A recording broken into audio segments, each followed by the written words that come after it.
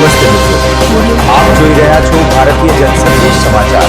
હું છું દિનેશ કુમાર બાબરિયા, ભાવનગર। નમસ્કાર દર્શક મિત્રો, નવા વિડીયો સાથે આપ સૌનું હાર્દિક સ્વાગત છે। હું છું સોલંકી દર્શના। જેસર તાલુકાના કરજાળા ગામ નજીક અકસ્માત સર્જાયો। સાસુ અને જમાઈનું ઘટના સ્થળ ઉપર જ મોત થયું।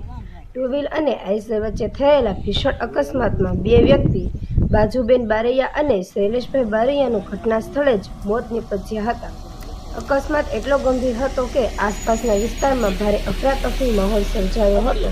ઘટનાની જાણ થતાં સ્થાનિક લોકો તાત્કાલિક ઘટના સ્થળે દોડી આવ્યા હતા। પોલીસે ઘટના સ્થળે પહોંચી આગળની કાર્યવાહી હાથ ધરી હતી। પીએમ માટે મોટા ખૂટવડા સરકારી દવાખાના ખાતે ખસેડવામાં આવ્યા હતા।